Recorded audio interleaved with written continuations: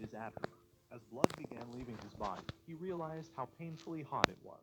But in that instant, God's voice appeared in his head, granting him the heat resistance skill. And when he wondered why he was about to die a painful death, God granted him invincibility to physical attacks along with the pain nullification ability, and began creating a body that doesn't require blood. In his last moments, he wondered why he lived such a pathetic life where his own best friend stole the love of his life and thought the world was cold. But after letting those words out, God granted him the cold resistance skill and fused it with the heat resistance skill, creating the legendary thermal invincibility unique skill. In his last words, he told himself to delete his history and destroy his hard drive. He wouldn't have died an ugly person, so he saved his life. He swore with every chick he finds and never pay child support. So the system granted him the legendary predator skill. With his soul leaving his body, he realized that even a magician wouldn't be able to remain a virgin for 30 years. So God gifted him the unique skill of great sage. After letting out his final breath, Mikami's soul was transported into another world, where he would gain the greatest overpowered abilities and build his own civilization with the hottest monster girls. But before he could even move, he realized that he was reincarnated as a useless blind slime, and began testing his powers by dissolving the healing herbs in the caves. For hundreds of years, he began consuming everything he found in the cave, even though his body never needed food or sleep. And when he wondered where the food was disappearing off to, God's voice told him that this was part of his predator skill, the broken ability that allows him to infinitely store and analyze every octopus. After analyzing the hippocute herbs he could consume, the great sage skill revealed that he was able to create healing potions out of them. So he began consuming the rest of the herbs, converting them into healing potions. And once the cave ran out, he found a rare crystal and devoured it. But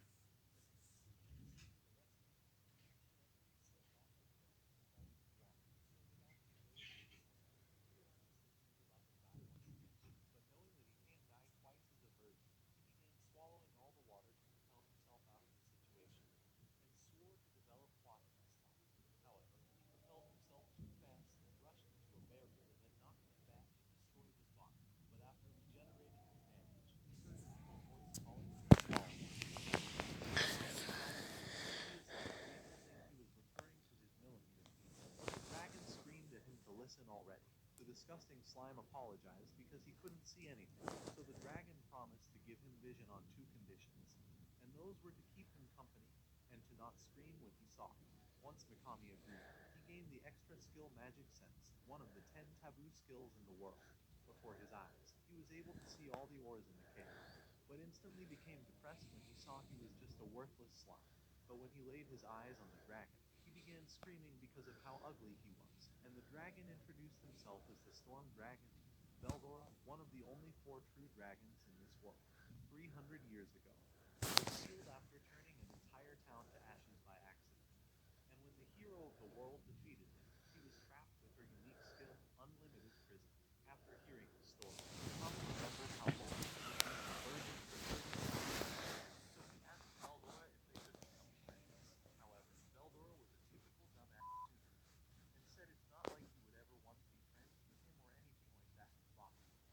You don't find that suspicious? After agreeing to become friends, the dragon revealed that he only has 100 years left before all of his magic runs out, and that this cave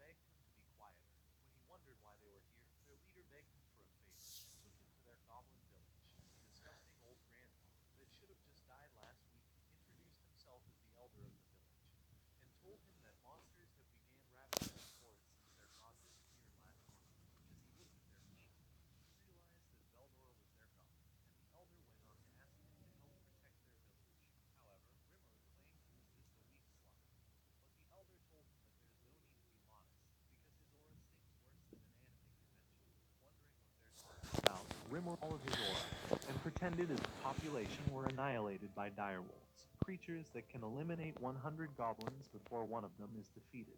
And with their entire pack unharmed, the village had only 60 warriors left. So the elder got on his knees and begged Rimmer that he would give them his aid. All of them swore that he would treat the wound because when Rimuru swallowed him, he began injecting his insides with his warm, sticky healing liquid. One by one, Rimuru began healing all of the fallen soldiers, and before long, nighttime finally approached. Rimuru told them to, and some of the wolves died mysteriously, but when the leader took a closer look, he noticed dangerous threads that had sliced all of them, enraging him to rush forward. As he bit down the threads and launched to eliminate Rimuru, he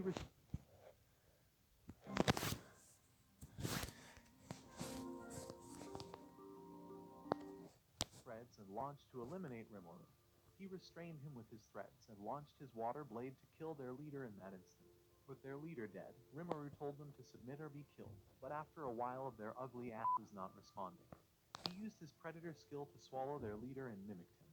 Using his new power, he screamed at the wolves to submit, but as they began resisting, he started worrying that he would have to kill all of them.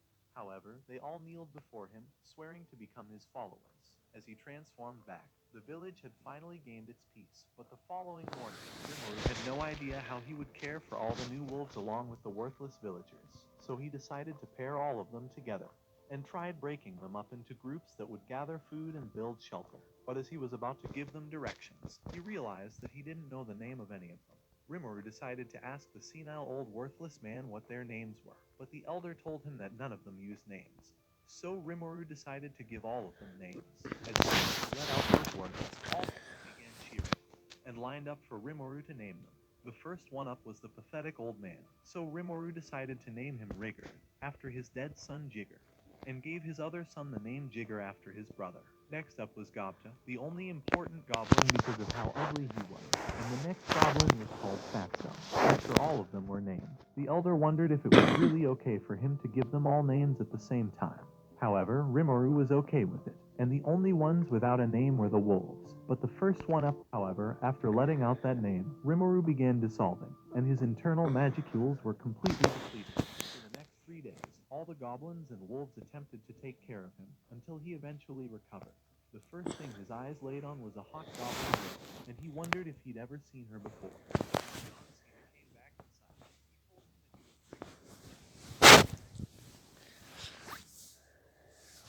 he was just then, Ragnar destroyed the entire wall and was so excited to introduce himself that his tail created a tornado. All of the village celebrated Rimuru waking back up. But when he later wondered why all of the wolves had evolved, Ragnar told him that the pack evolves when a single one of them is named. Because of that, they are no longer dire wolves, but have become tempest wolves.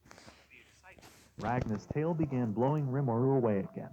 But as he fell down, he realized that it would be difficult for him to run the village. So when he gathered them all together, he set 3 rules: no attacking humans, no fighting amongst themselves, and no belittling other races. On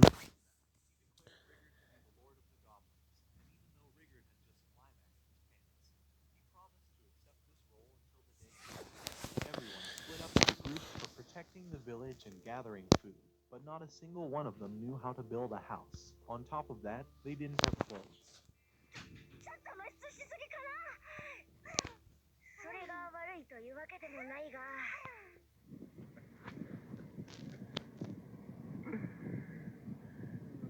Rigard told Rimuru that the only ones who know how to create clothes are the dwarves in the neighboring city. Realizing his chance to finally leave the filthy, disgusting village, Rimuru told Rigard that he was willing to persuade the dwarves into helping them rebuild the village, leaving Rigard in charge in the meantime.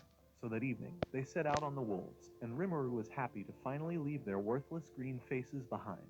After running through the forest and racing up the hill, they finally stopped for the evening to take some rest. When Rimuru wondered how Jigger's slain brother acquired his name, Jigger told him that he was named by a traveling demon who passed the night at their village several years after noticing being loyal forever. The following day, they continued and said that having failed to do so in his previous life, and thought they could sell Rimuru for some quick cash. With the bandits unwilling to leave without a fight, Rimuru told Gobta to hide his face. Immediately, he transformed into the lead wolf and realized that it had upgraded to a Tempest Star Wolf. However, the bandits were determined to fight anyway, and Rimuru realized that more bandits had arrived for support. Immediately, all the bandits launched an attack at the same time. But Rimuru was unfazed, ready to reveal his own ability. He unleashed a mighty roar with his menace skill. Just then, the knights of the city rushed out to play peacekeeper. But realizing his opportunity, Rimuru decided to reveal a barrel full of healing potion he prepared for them already. But they wondered how he snuck out of the barrel. However, with nothing more to lose, Kaido decided to take a chance with it, and carried it away for his men.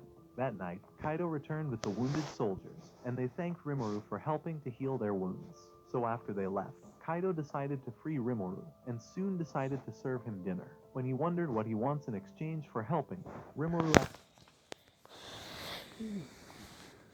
decided to take him around the city, and Rimuru thought that this place was a lot better than the whole Goblin Village. He would have no problem staying here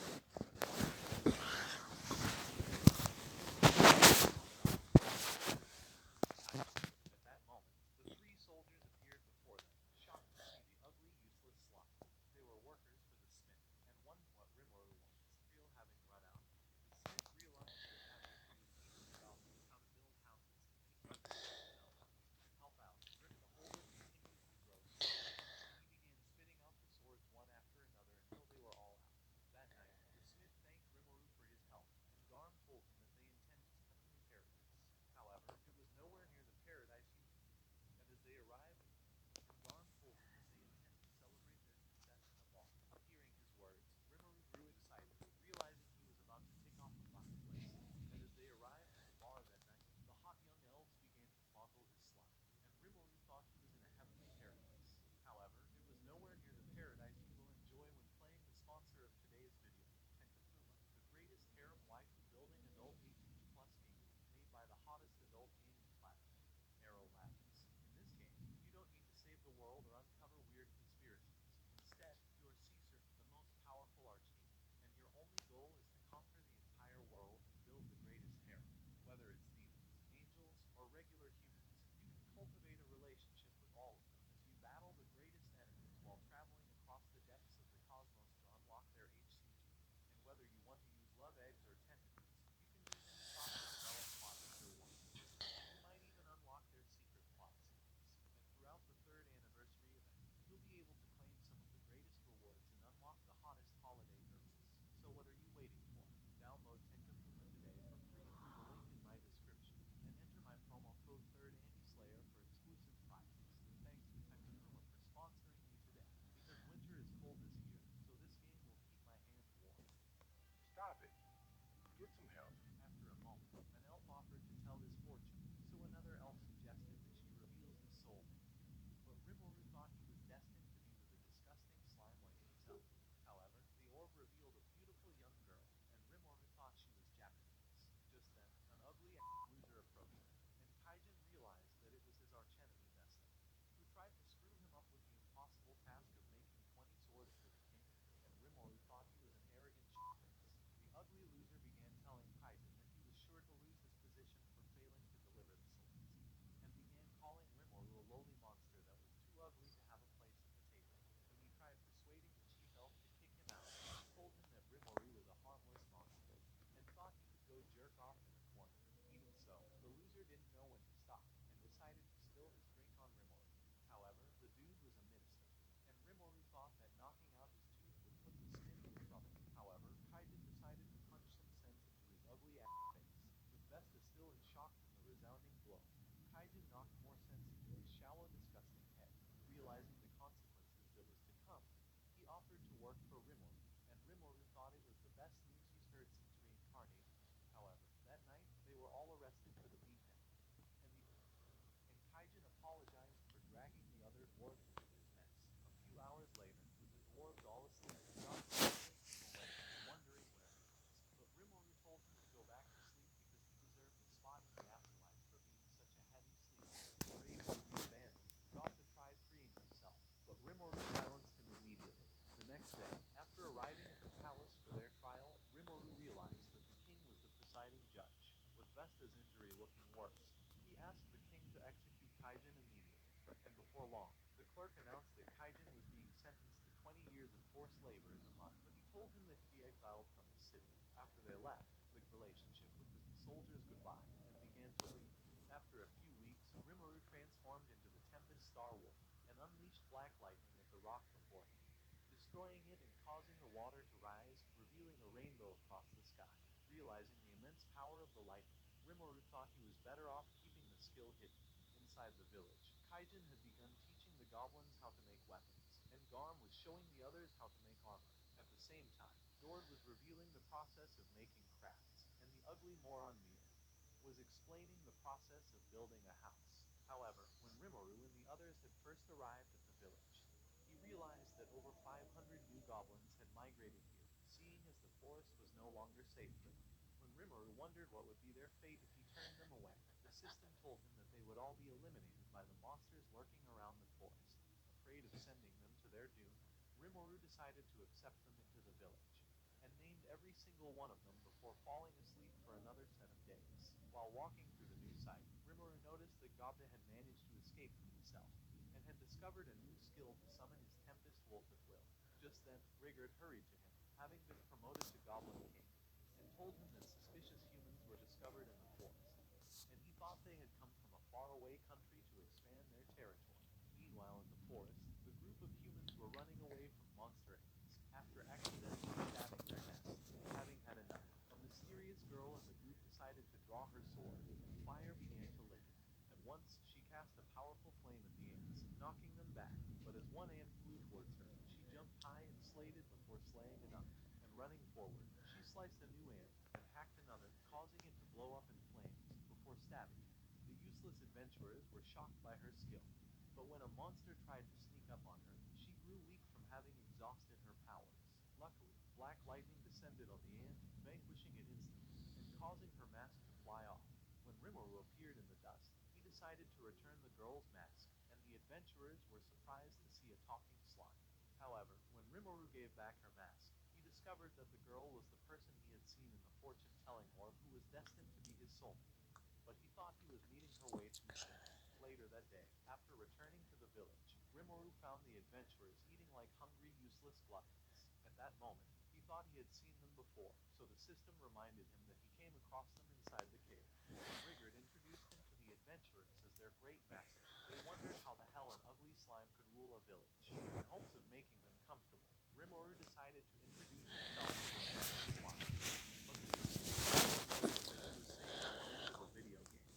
The adventurers thanked him for his help and began introducing themselves. Chavel told him that he was the leader of their party, and Iren and Gaido thanked him for support. When the mysterious girl introduced herself as Shizu, Rimuru discovered that she was truly Japanese. Chavel told him that the guildmaster had commanded them to scout the forest for monsters, and Rimuru realized that the dragon's presence in the cave was truly important after all. That evening, he decided to ask the mysterious girl if she was truly from Japan, but she wondered why he introduced himself with the famous lines of a video game. As she carried him, Rimuru thought this was his lucky day, and told her that he was also from Japan. Pleased with this discovery, she decided to reveal her face, and wondered how he got into this world. So he told her that he reincarnated after he was killed in his former life. However, she told him that she was summoned here, and Rimuru remembered that Veldora had told him that summoned humans could not turn against the summoner, and thought she was being used as a weapon. He decided to ask her how she appeared in this world, so she told him that she vanished in a flame during a great war in her world. As she grew sad at the memory, Rimuru decided to cheer up, and told the system to convene his memories to the girl. At that instant, she began to see his old life, and realized that he was a disgusting perv who could not stop thinking of young hot elves. Afraid of ruining his chance with the girl, he immediately skipped the memories of his perv mind, and told her that several years after the war, Japan was rebuilt and eventually became a great country, and that he intends to build the Goblin Village into a similar version of it. Suddenly, Shizu dropped him, and began groaning in pain. When Rimuru wondered what was wrong, she told him that she ate bad fruits, but he thought she was a fat-ass liar. The following day, Shizu woke up from a bad dream, but noticed that Iren was still very sound asleep. At that instant, she began to groan, emitting a little flame, but shortly cooled off. That morning, as she looked down a cliff, Rimuru appeared before her, wondering if she likes the goblin settlement. She told him that she likes it, but said that she must leave the village before putting everyone in danger. Rimuru wondered if she has a destination, so she told him that she was on a search to find her summoner. As Iren prepared to leave, she tried persuading Shizu to travel with them, but she turned down her offer, afraid that her presence would be nothing but bad news. Just as they rejoined the others, Shinzu began groaning once more. The adventurers wondered if she had an upset stomach, but her mask cracked, and a mighty flame rose towards the sky, creating a swirl of dark clouds above them. Just then, a great flaming ball exploded around her, knocking everyone away. As they watched her in the flames, they realized that she was the renowned conqueror of flames. Realizing she would be a tough opponent, Rimuru told Rigard and Rigger to evacuate the goblins from the village. So they hurried off at once.